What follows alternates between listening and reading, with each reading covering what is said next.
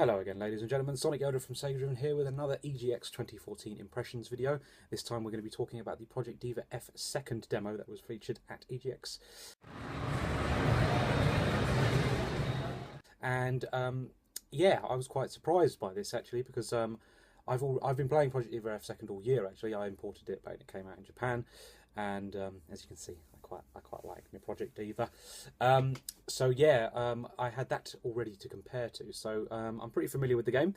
I love it a lot actually. It's a really good game, really good selection of songs.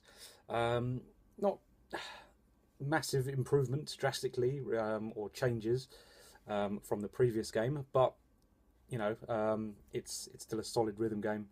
If you're not familiar with the Project Diva games at all, then basically the shtick with this is that you have to press buttons in time with the song, but instead of it being an instrument that you're pressing in time with, you're pressing the buttons in time with the syllables of the vocals, basically.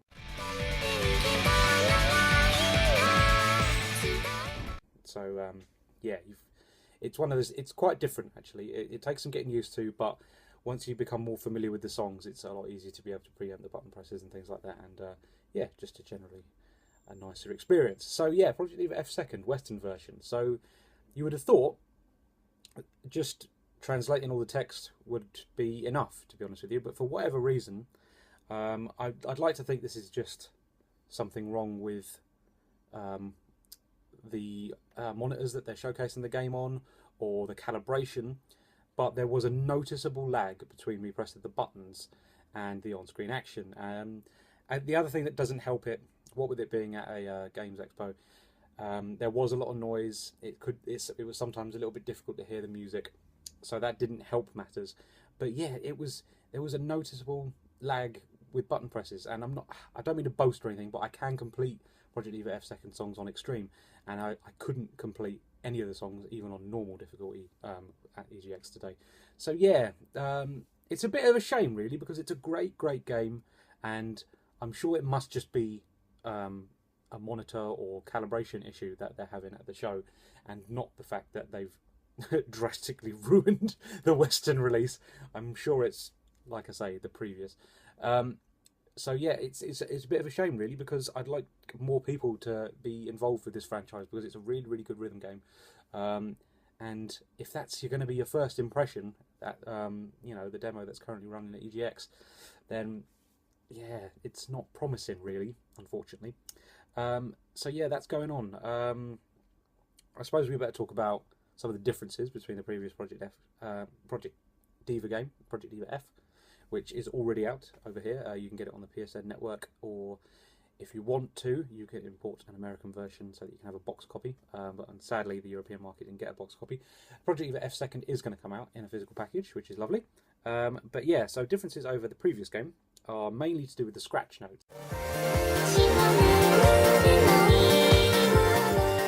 So the yellow star scratch notes, on the Vita version you just scratch the screen to do them, but now there are solid yellow star scratch notes which you have to use 2 thumbs to scratch.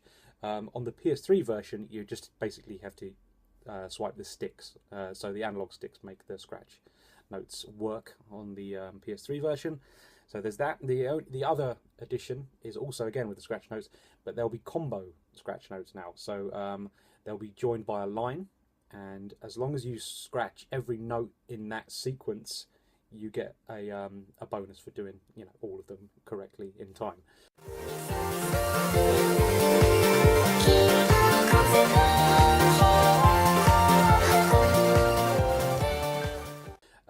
They can sometimes make shapes and things on screen, so they'll come up as like hearts and stuff. But yeah, so those are the main additions. I mean, they're nothing special. They're basically just tweaks of the existing scratch notes. I'm still not entirely convinced on the scratch notes. They don't feel as accurate or precise as the standard button presses. But yeah, it's, you know, they're an interesting addition. Obviously something that works better on the Vita version, I think, with actually using the touchscreen instead of the thumbsticks on the DualShock. But yeah, like I say, they're not in.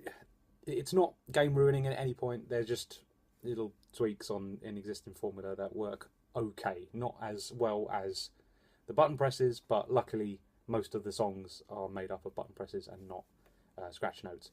So yeah, like I say, really good selection of songs, a damn good game, but sadly the EGX demo, for whatever reason, doesn't seem to be calibrated correctly, and yeah, it's not the best way to play it. So I'd like to think that a demo will happen at some point, so I'd hold off for that on the old PlayStation Network.